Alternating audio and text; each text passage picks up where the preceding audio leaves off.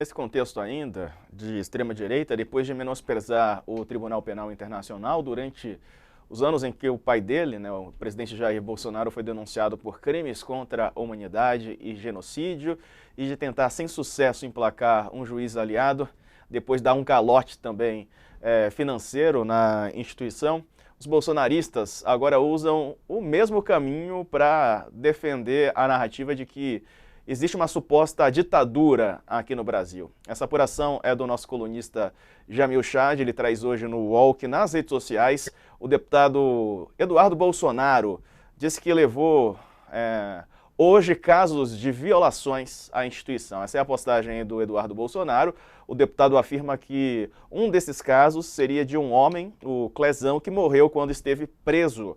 Ele que foi preso em janeiro, no dia 8 de janeiro de 23, morreu na prisão esperando por meses seu pedido para ser solto, mesmo com a aprovação do Ministério Público, segundo escreveu aí o deputado, filho do ex-presidente Eduardo Bolsonaro. E aí, Carla? Diego, eu acho que essas atitudes mostram que o mundo gira, né, e é redondo, não há terra plana. E isso mostra porque durante anos os bolsonaristas passaram, eles ignoravam qualquer tipo de denúncia no Tribunal de Haia, menosprezavam, não queriam saber e agora buscam esse mesmo instrumento. É do jogo, eu acho que a gente está falando aqui, tanto essa questão do Elon Musk e essas atitudes de buscar esse respaldo internacional, é uma estratégia que está sendo desenhada, que tem que ser observada. O governo, inclusive, eu estava conversando com alguns aliados do presidente, há uma preocupação no governo sobre essa mobilização, sim, de que, olha, não podemos nem assim, é uma linha tênue, né, em que a gente não pode também se assustar, achar que vai ter grandes repercussões, de que eles vão pedir lá, e como o Sacco também falou no começo, nenhum parlamentar norte-americano não vai fazer nada que fira a nossa soberania, não tem muito que seja feito nesse sentido, mas também não se pode desdenhar que que a oposição se organiza e tem conseguido, com uma capacidade de mobilização, fazer, digamos assim, alguns barulhos, né? E essa do Musk é uma estratégia que eles estão em conjunto. Agora, eu de novo volto a como é o mundo, né? Um dia após o outro, porque agora são instrumentos que esses mesmos bolsonaristas passaram 4 anos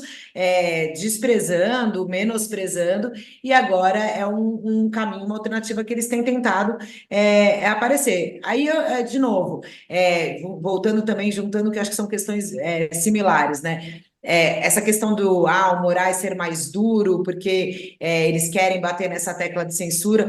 Há uma estratégia, e eu, como o professor colocou aí, tem que se basear na Constituição, não é terra sem lei, não é fazendo alarde nas redes sociais que eles vão conseguir mudar as regras do jogo, né? Há leis no país e a liberdade de expressão ela é limitada e isso não tem nada a ver com censura. Enfim, é tudo um misturado de assuntos, né? Que a extrema-direita, a oposição e esse grupo bolsonarista têm buscado organizar para fazer frente, e aí, olhando aqui para o governo atual, há sim no governo atual quem olhe para isso e que tem que olhar mesmo como uma estratégia de como reagir, né? Porque a gente sabe também, os bolsonaristas têm um domínio das redes sociais e o governo, preocupado com a sua comunicação, tem errado em algumas mensagens, e aí por isso precisa não dar muitos holofotes e se preocupar tanto, mas também não é para ignorar todos esses movimentos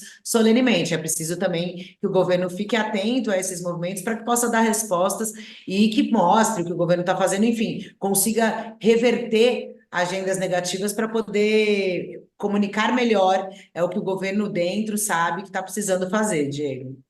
É verdade. Ô, Sakamoto, o bom é que, bom disso tudo que eu estou percebendo é que o deputado Eduardo Bolsonaro está preocupado com direitos humanos, né, Sakamoto? Contém ironia. Não, é interessantíssimo porque é o seguinte, Diego, eu acho ótimo, né, que eles tenham visitado o Tribunal Penal Internacional, que eles estejam procurando a ajuda do TPI, né, para discutir esse caso. E aí eu até diria o seguinte, respeitando a fila dos processos, eu conto com o apoio do deputado Eduardo Bolsonaro, dos bolsonaristas, para primeiro o TPI aceitar as diversas denúncias que foram feitas contra Bolsonaro por crimes contra a humanidade, por genocídio, por ataques à dignidade das etnias indígenas. Bora fazer uma luta para que esses casos sejam primeiro admitidos pelo TPI, que estão lá sendo analisados para saber se são admitidos, se vai haver uma denúncia formal contra Bolsonaro, e aí depois a gente tem os outros casos. Então, fico feliz que o deputado Eduardo Bolsonaro está reconhecendo a importância do TPI, está reconhecendo a importância do sistema internacional de justiça e conto com a ajuda dele para que a gente possa, inclusive, também julgar outros casos que não tiveram solução na justiça brasileira, como esse caso que Bolsonaro, das ações e inações do governo Bolsonaro, até mesmo antes da pandemia, né, que levou a primeira denúncia ao TPI, ao Tribunal Penal Internacional, né, por uma tentativa de genocídio dos povos indígenas, depois todas as ações e inações durante a pandemia que levaram a mais de 700 mil mortos, né? Todas essas ações, bora julgar, bora analisar, porque essa é a função do tribunal. Vamos lembrar todo mundo, para quem não conhece, né? O Sistema Internacional de Justiça tem dois grandes tribunais. A Corte Internacional de Justiça julga casos entre os Estados-membros das Nações Unidas. Por exemplo, houve aquela denúncia da África do Sul contra Israel por conta do que está acontecendo em Gaza, está sendo julgada pela Corte Internacional de Justiça, e o Tribunal Penal Internacional, contudo, já diz respeito a pessoas, né? Claro que os países precisam ter subscrito o Estatuto de Roma, né? Reconhecendo a competência do tribunal, né? O Brasil reconhece a competência do tribunal. Por isso, o Eduardo Bolsonaro, os bolsonaristas foram até lá. E é por isso que, anos atrás, um monte de gente foi até lá contra o pai dele. O Diego, Oi. vamos imaginar o seguinte: está lá o Tribunal Penal Internacional, cuja sede é na Holanda. Então, o incrível de tudo isso é que o Eduardo Bolsonaro, talvez ele tenha aprendido isso com o Alexandre de Moraes, mas aprendeu errado. Não se vai ao Tribunal Penal Internacional levar uma notícia de crime. Se vai ao prédio ao lado.